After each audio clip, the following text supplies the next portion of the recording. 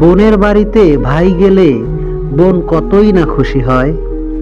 বাপের অবর্তমানে ভাইয়ের বাড়ি বোন গেলে ভাইকেও পরপর মনে হয়। ভাই বোনের সম্পর্কটা স্বার্থহীন, ফাটল ধরার কথা ছিল না। বাপ মরে যাওয়ার পর বাপের বাড়ি আর মনে হইল না আপন। একই মায়ের গর্ভে ছিল ছিল রক্তের পরিচয়। হঠাৎ কেউ এসে ভেঙে দেয়, এমনটা কেন হয়?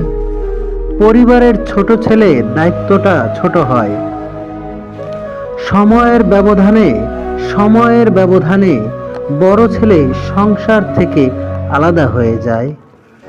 বাপ মায়ের দায়িত্বটা বুঝি ছোট ছেলের একারই করে রয়।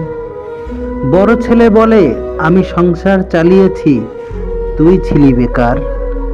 সংসারের দায়িত্বটা সারা জীবন বয়ে বেরিয়েছে এমন বড় ছেলে সংখ্যা খুব অল্প। ছোট ছেলে যতই খুশি হোক আর যতই কিছু করুক, বাবা মা তবু বলে বড় ছেলের গল্প।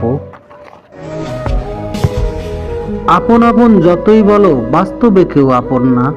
স্বার্থে যদি আঘাত লাগে, রক্তের ভাইটাও শত্রু হয়। চাহিদা যদি পূরণ না হয়, সন্তান ডাকে না বাবা। 7 জনমের ঘরের বউটাও বসায় হিংস্র থাবা। বন্ধু বলো বান্ধব বলো, সময় বদলায় রূপ। আজও এই দুনিয়াতে আমি রইলাম চুপ। কিছু কিছু শত্রু আছে, যাদের এক সময় বন্ধু বলে দিতাম পরিচয়। সময় চিনিয়ে দিয়েছে বেঈমান কারে কয়।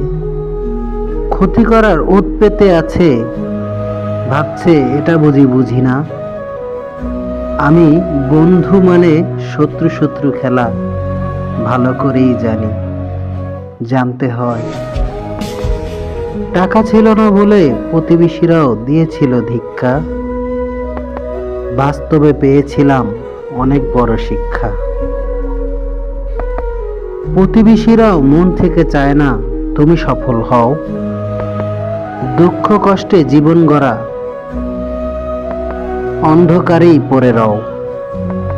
গাড়ি বাড়ি তোমার হলে তাদের কেন জ্বলবে? হিংসা আর বিদ্বেষ এভাবে আর কতদিন চলবে? শিখতে শিখতে দিন ফুরাচ্ছে, সময় হচ্ছে অপচয়। হারানোর হারিয়েছি, অপেক্ষার ইতি টেনেছি। আগুনে পুড়িয়েছি ফাগুন, হৃদয়ের